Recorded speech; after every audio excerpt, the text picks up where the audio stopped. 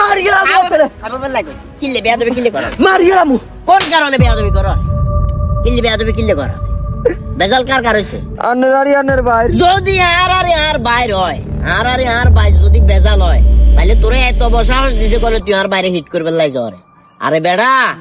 আর যে বাপে জন্ম দিছে হেতেরে হে বাপে জন্ম দিছে আর যে মাই লালন পালন করিব করছে হেতেরে হে মাই লালন পালন করিব করছে হ্যাঁ এটা সত্যি যে হয়তো বা জায়গা জমি সংক্রান্ত বিষয় হেতের লগে আর লগে বেজাল কিন্তু আয় বাঁচি থাকতে তুই আর সামনে আর বাইরে মার বেলাই যাবি এটা তো আমি সহ্য করতে পারতাম না তোরে কি আমি শিক্ষা দিছি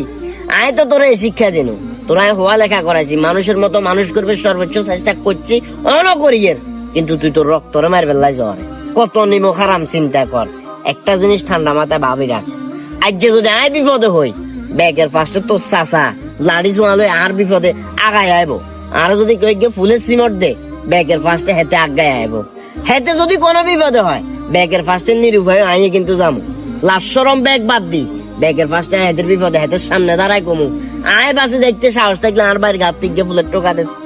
অথচ তোরা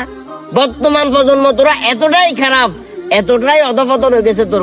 নিজের রক্তর লগে বেমানি করে বলে লাড়িলে জ্বরে কোন কারণে আয় তো বাঁচিয়েছি না হেতেও বাঁচিয়েছে আইনও বাঁচিয়েছি তোরা করবি তোর বয়স আছে কিন্তু এমন কিছু করিচ্ছা যেটার কারণে রক্ত সম্পর্ক লগে বেমানি হয়ে যায় হেতের লগে আর 1000 বেজাল থাকতে পারে হেতে আর ভাই হেতে আর মারবো হেতের মারবো কাইলে ভাই না আবার দুনো উত্তরে যাম তোরা কোন কারণে হেতের লজ্ঞা ফট করে আর বুড়ি যেতে চায় তুইও ফট করে টকে হেতের কারো বুড়ি দিস এগুলা কোন ধরনের বেয়া দেবে আজ যে সাপ সাপ কই দিছি আয় যতদিন বাঁচি আছি যদি বাপের প্রতি বিন্দু মাত্র সম্মান থাকে বিন্দু মাত্র ভালোবাসা থাকে কোন সময় আর বাইরের উপর হাত তুলবি না যাচ্ছা মানা করে দিলাম